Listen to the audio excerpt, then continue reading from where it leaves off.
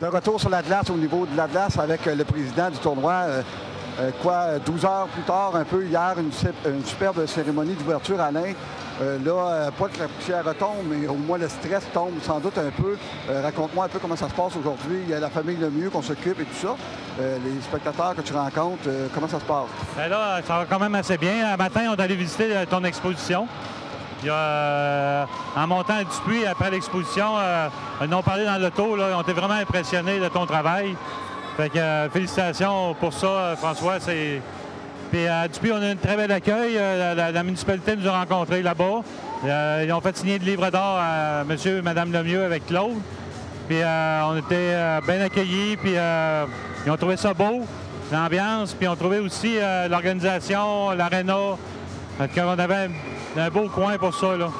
Puis après-midi, tout à l'heure, il va y avoir une rencontre.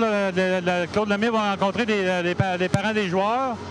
Mais l'activité officielle est à 3h30, 3h, pour la rencontre il va y avoir une quarantaine d'anciens joueurs du tournoi Bantam depuis le tout début, qui ont eu des mérites individuels, qui venaient de l'Abitibi-Ouest.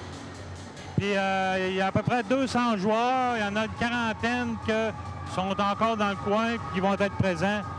Puis ça va être une belle rencontre. Belle célébration. Dis-moi, Alain, tu viens de dire d'anciens joueurs qui ont gagné des mérites, des trophées, ces choses-là. Ça serait le fun d'avoir quelques noms. As-tu quelques noms en tête? As-tu quelques noms en tête des gens qui vont être là après-midi? Bien, il va y avoir 3 joueurs. Il va y avoir... une surprise? Une surprise, oui. Un dénommé La Rochelle, No, puis il y avait le troisième, là... il n'est pas là, mais Bob Blanchette, Robert Blanchette? Je pense que oui, je pense que c'est ça. Puis les autres qui ont été peut-être le plus loin au niveau d'un joueur local, ils n'ont peut-être pas joué dans la Ligue nationale, mais ils ont été repêchés. Et ils vont avoir quelque chose de spécial avec eux autres. Puis les autres joueurs aussi, là, c'est assez surprenant parce qu'il y a des parents, des anciens, puis les jeunes jouent encore, puis il y a eu une relève, puis il y a eu le père, le fils qui va être là parce que lui aussi avait gagné un mérite. Fait que ça va être le fun. Puis après cette rencontre-là, avec les gens qui ont gagné des trophées, des mérites, il y a quoi qui se passe aussi? Hier soir, c'est quelque chose de spécial. Demain, on sait que c'est les finales. Ce soir, as-tu d'autres un autre programme quelconque?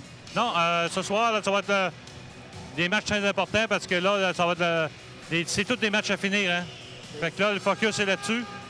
Puis après ça, ça va aller. Demain, là, on est prêt pour les finales, les demi-finales demain matin.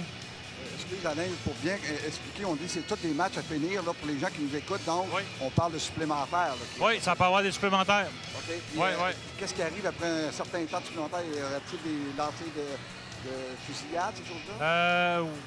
Oui, je suis pas sûr. On va parler à Cécile. Oui, mais en tout cas, il y a une chose est sûre. Ça va prendre un gagnant à chaque partie. OK, c'est super. Hey, merci beaucoup, Alain, de t'être prêté à notre entrevue. Pour le temps, juste temps qu'on retourne dans la passerelle à Jonathan et Maxime. Donc, on retourne sur la passerelle. Merci, François Melançon, directement du Colisée de la